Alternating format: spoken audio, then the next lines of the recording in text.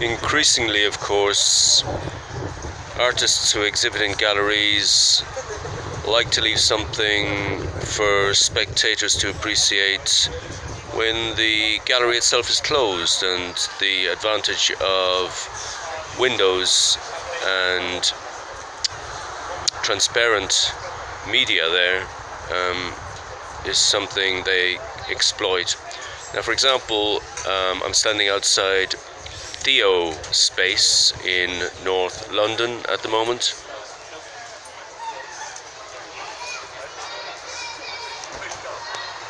Interesting little project space, not big in terms of footfall and the kind of metrics that the more corporate galleries these days are interested in, and the kind of increasing influence of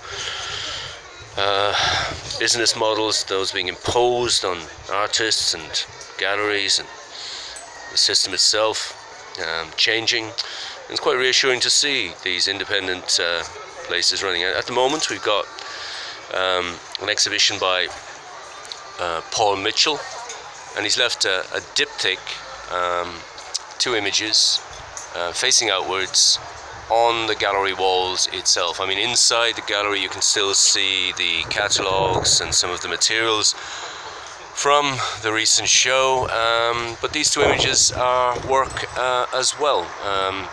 The unorthodox hanging kind of style, whereby the top image is suspended from a rail, but the second image is in fact suspended from the top image. Not something I've come across before. There's a relationship obviously between the top work, which is called Affordable Luxury, one of Paul Mitchell's photographic works, possibly involving sort of digital techniques and modeling approaches, but maybe it's not that interesting to go into the background process.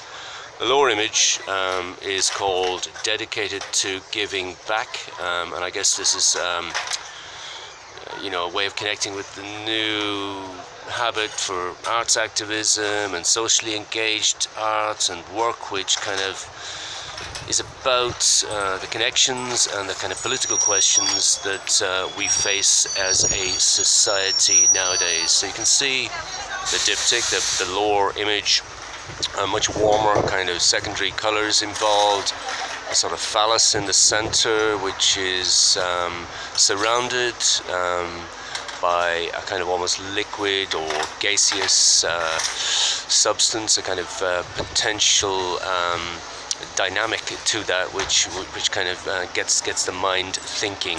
And the top one, a much cooler kind of blue color, although one which is kind of on its way towards a chromatic, kind of grey, and perhaps I'm giving too much attention to color in this instance. So we've got something that's abstracted and quite surreal, and surrealism is something which not much is said about nowadays, but does seem to be and have become a norm.